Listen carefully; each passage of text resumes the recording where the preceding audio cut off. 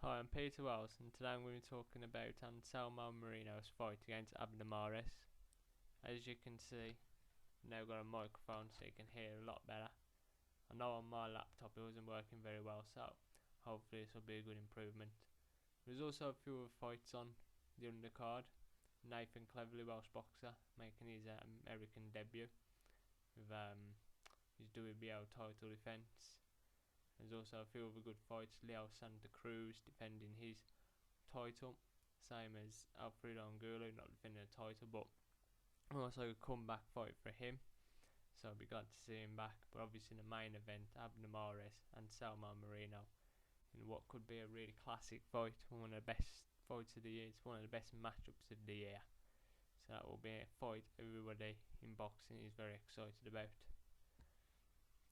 But first of all, I'd like to have a quick talk about last night's fights with many of the Olympians fighting. Just looking here, Rushy Warren winning 4-round decision in his bantamweight debut against Luis Rivera.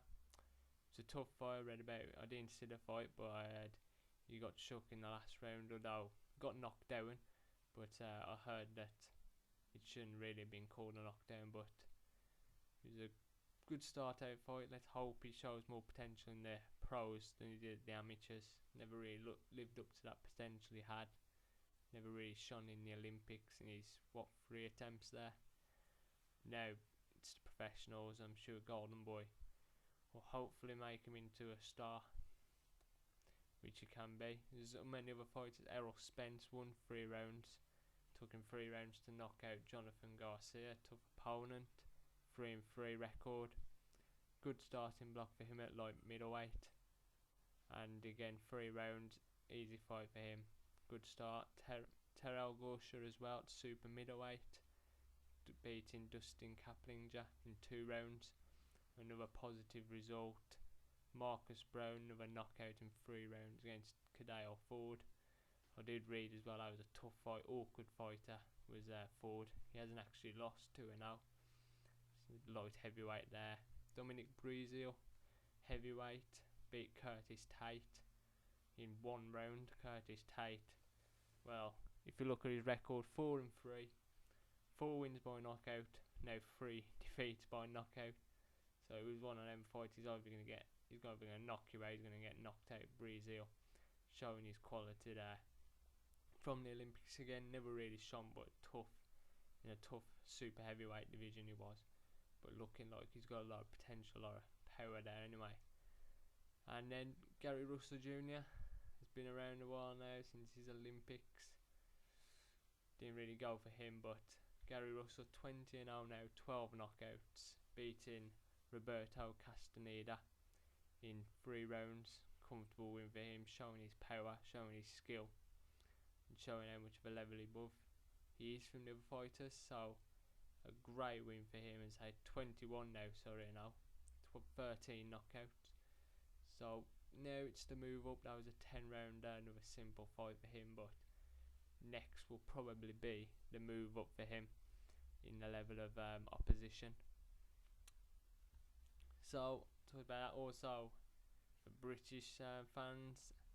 Enzo Macronelli losing in 2 rounds to Oval McKenzie. To my opinion, not too surprised. McKenzie, devastating punches, proved on his last few fights. He's really come on a lot of cruiserweight, at light heavyweight now, and just showed his top class there. You're just looking at that 2nd round knockout it was in that light heavyweight bout. McKenzie 21-11, 10 knockouts, but he's showing his power now. Enzo Macronelli is 6 defeat, all 6 by stoppage.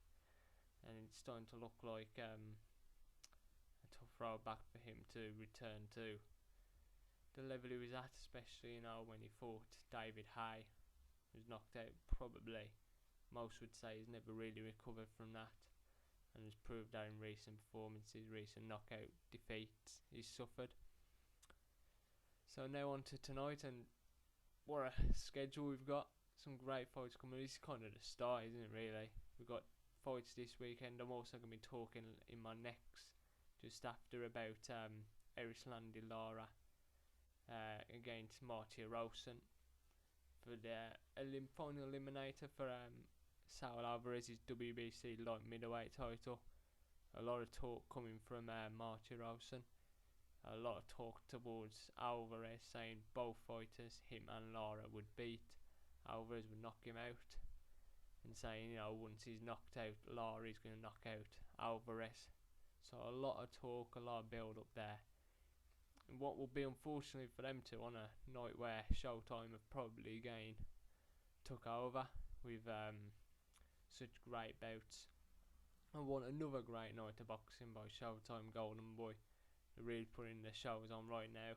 But as I say, no one, I'm sure everybody will be keeping a keen eye on how Lara Mares-Moreno goes, and will probably record it or watch it the next day when they can to see how that went on. But definitely be checking in on the result. But I think it's definitely Showtime's fight that's going to be catching most people's eye, including myself. It's live over in the UK on Box Nation, which is great to have Bunsey, Steve Lillis talking about it. So in what should be another cracking night of boxing with, as I said earlier, Angulo, Cleverly for British fans, Santa Cruz on there, bantamweight, massive prospect, him and Mares in the future, or Moreno. Moreno's 10th in the world. Just looked in the ring rankings, he's 10th in the world according to them. So he's highly touted. He's moving up in weight, but he's a strong fighter. He beat Victor Chinian not too long back. Darchinian winning his last fight, so proving he's still a threat. Won that unanimous decision. Been champion for a while now. Just looking through, beat some quality fighters. Never really standout fighters until that Darchinian fight, but he has just beaten most people put in front of him. One defeat, which as I just scrolled down was very early in his career, Ricardo Molina. About the 7th, 8th fight of his career, and he drawed in just his 6th fight of his career. So, and since then he hasn't lost since 2003. What a run that is! Like, you just see some of the names on his resume.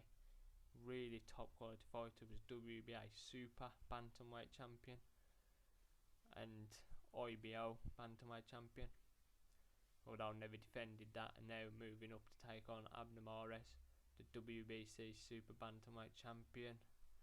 Won the tournament last year with Beko, Darchinian, Perez, and the other lad in there.